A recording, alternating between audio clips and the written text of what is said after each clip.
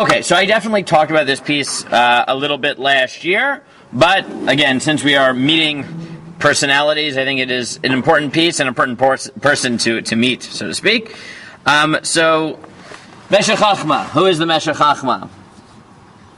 Who wrote the Meshech Chochma? What? Yeah, okay. So, the author of Meshech Chochma is one of my favorite moderns, modern-ish, I guess. Rav Meir Simcha of Dvinsk.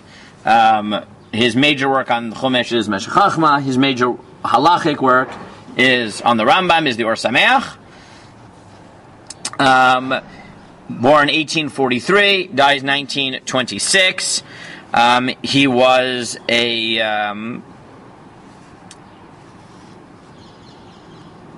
a Kohen. He is known by that. He's in Lita. He is the Litvish main person in his city. There is a Hasidish counterpart who is also very impressive, known as the Rugged Shover Gaon. It was quite an intense city, from what it sounds like, between the two of them. Very impressive. One of the reasons I really, really like the Meshech Chochma is the following. As guys in my share know, much of modern conceptual analysis focuses on just understanding the nature of the law, looking for nafke mina, right, for conceptual implications. And many people in Gemara don't care so much to understand what the Rambam thought was central to, one of the things which the Rambam thought was central to Gemara, which is understanding how Torah Shebechtav naturally flows into Torah Sheba'al Peh, meaning actually understanding the drashot, actually understanding the Shalshelet HaMasorah.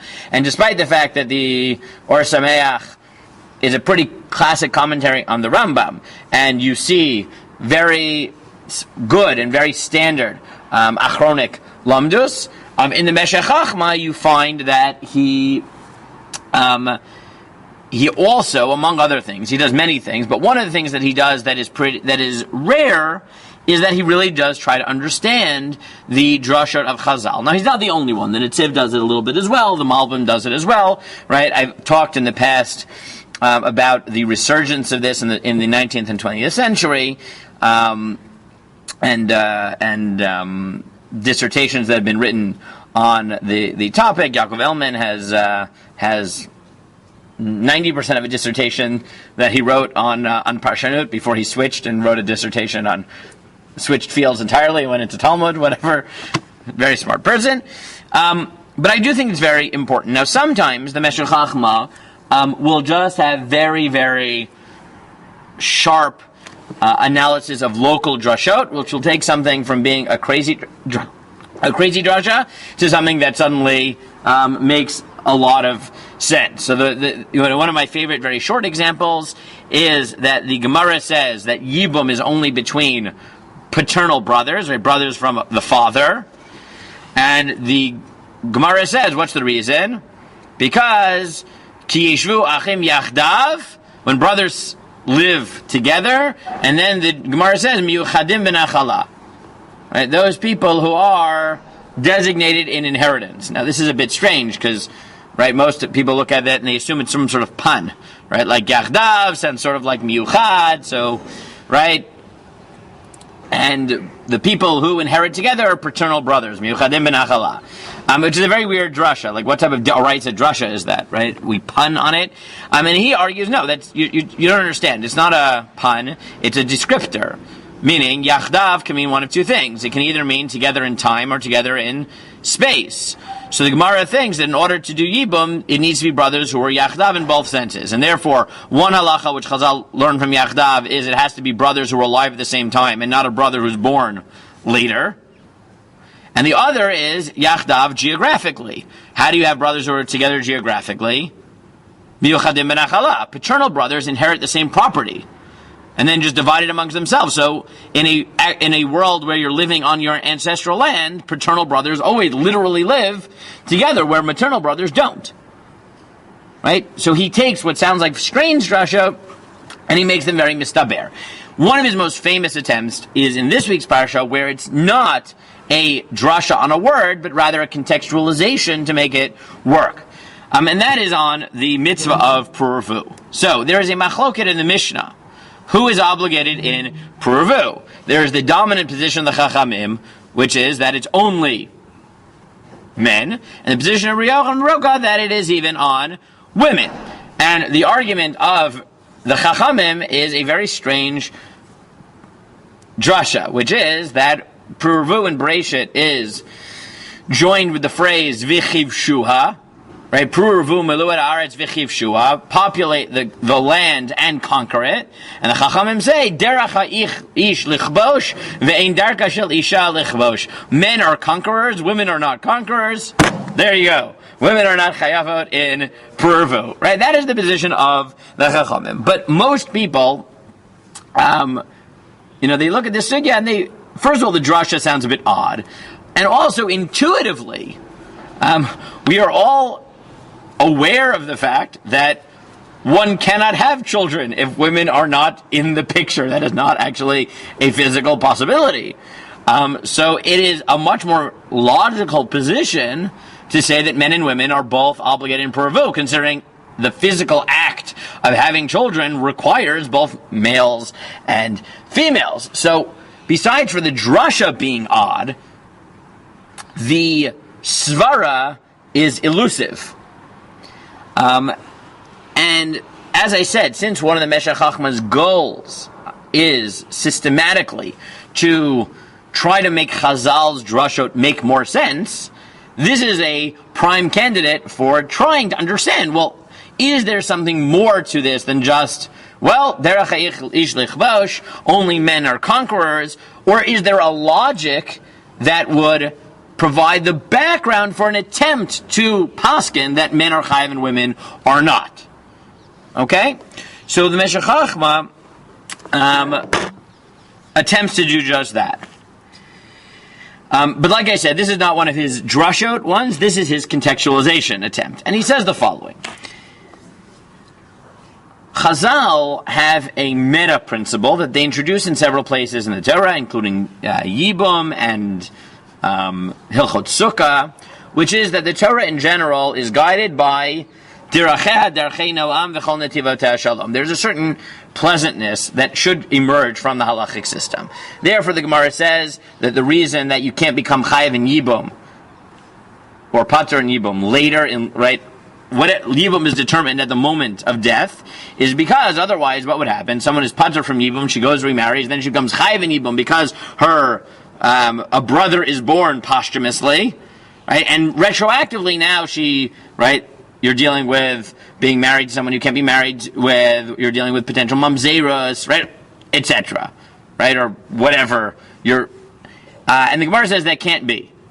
Right? It has to be that when the husband dies, you know the status of Yibum, because otherwise it will lead to very problematic circumstances, and that is not a Torah, which is Darchei Noam. It's just not a pleasant Torah where someone can, in good faith, remarry, and then find out that she wasn't allowed to be married. Or by Hilchot Etrog, right? That one of the arguments of the Torah, that the Chazal invoke as to rejecting certain fruit that had thorns was Darchei Noam.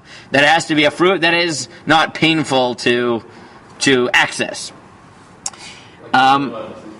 What? I mean, it's not. I mean, if you poke someone, it is. Right? All these can be weapons. The esrog can also be a weapon. We know in the Gemara, right? When they had the person, they discovered he was heretical, they pelted him to death with, their arba minim. That's, yes, indeed, everything can be a weapon. If you have thousands of esrogim being thrown at you, indeed, that is a weapon. Yes. But the Meshech Chochma says, look, since Chazal seem to have this meta principle, maybe that meta principle can help us understand this local halacha. Where he says, the Torah doesn't force you to do things that are impossible or really painful. Now, it's not always true. It does sometimes, but okay. So therefore, what he argues is as follows. Right? And he notes, right, that even though we do have things which are painful, they're usually limited in time. Right? Fasting. Very limited in time. Biblically, just once a year. we have limited prohibitions against sexual certain sexual partners and certain times, even with permitted partners. But as a fundamental rule, the Torah isn't an advocate of celibacy. So therefore, he says that for women, especially in the ancient world, right? It's still somewhat true, but it was true until 100 years ago. The number one reason that they were dying young wasn't childbirth. It was extremely dangerous, right? I mean, to be fair, that when we talk about the fact that there's been a jump in life expectancy, there's been a huge jump in average life expectancy. But many people who lived into their 60s, even hundreds of years ago, the reason that we talk about the life expectancy being average more like 40 is because such a high percentage of people died in childbirth, meaning babies, right? If you take out the people who died in childbirth and actually survived that, normal people were routinely living, not to as old as we are, into their late 80s on average, right? But still, it wasn't the 30s and 40s that you see in average. It was just that people, mothers and children, routinely died in childbirth. And it was common to the point where he notes that even Chazal, they talk about women who would try to make themselves barren, who would drink early birth controls that would make them permanently barren. This was just what people did, right? Like, it was a terrifying notion. So he argues that maybe what really drives this biblical law is the following, is that Hashem didn't want to obligate women to have kids, because you're talking a very high percentage of women who would die in the process or lose children. It's emotionally taxing, it's physically taxing. So Hashem came up with the following. What did he do? He made it that women naturally have a maternal instinct, so that they would want to have children, but he didn't command them. And this way, what God did was he said, look, I'll make it that you want to have children, which the stories in Tanakh tell us all the time, but I'm not going to obligate you because of how dangerous it is. And therefore, I'll put the obligation on men, and then their obligation is to try to get married, right? And the combination of women's natural maternal instinct and the obligation on men will lead to the fact that most women will have children and want to have children and be willing to take that risk. But the Torah won't actually be obligating them directly. It'll be giving them the out if they say, you know what, this is too painful, too scary, and God gave them the out. But then the Meshech Chochma says he thinks that this only happened in Parshat Noach, but not in Bereshit. Why? Because he says, later on in Bereshit, you start seeing God talking to men, Peru-U'Revu. But the first time, it really is Peru-U'Revu, and who's God talking to? Right? Adam and Chava. Peru-U'Revu AUDIO-KosherTube. So it sounds like at some point women are chayav. So what he argues is, yes, women were supposed to be chayav in Peru-U'Revu. When? Yes, before the curse of Chava. Before God decreed that childbirth would be dangerous and painful. But once God said it was going to be dangerous and painful, so he left the maternal instinct, so women would want to do it nevertheless, but he took away the obligation. Right? And therefore, his argument is that Chazal's local diuk is not actually a local... Yes, maybe that's what drove the Chacham to paskin that way. But Chazal don't just come to a diuk and say, oh, I have a diuk, does it make sense? That doesn't matter to me. No, they have a contextual logical framework. One is they have a framework which would provide a logic for paskening away, so then the drasha, then you could latch onto a drasha and say, oh, this makes sense. But you need to try to really understand what Chazal are getting at, because otherwise it sounds crazy. What the Meshech Chochma is trying to do is give a logic to it so that the drasha isn't just in a vacuum this, oh, men conquer, women don't, which sounds very odd. No, it's a drasha that comes out of a holistic framework of the types of things that the Torah would demand. His second interpretation, which we don't have time to get into as much, is really the opposite, is that the Torah doesn't command things that there's no need to command. Right? It's the opposite argument, is that because women have such a strong maternal instinct that they want to have kids, the Torah doesn't need to command, just like the Torah doesn't need to command you to eat. Right? it forbids the things you can't eat, but it doesn't have to command you to eat because you need to eat, you want to eat, right? The maternal instinct is so great that the Torah didn't even need to command it, and maybe that's what the Torah is getting at. That's his opposite theory. But both of them, what he's trying to do, again, is fundamentally explain why what seems like an odd drasha in Chazal is really a drasha that comes on the background of a whole system and a way of thinking that makes a lot more sense. And like I said, for me, the most important, Meshech Chochma does a lot of things in his Parshanut, but for me, the most important things he does are moments like this, where he tries to help us get into the heads of Chazal so that the halacha that we accept don't seem crazy when we look at the Torah, but actually begin to make sense so that we identify with the process from which Chazal derived Torah Shabbat Peh. Okay?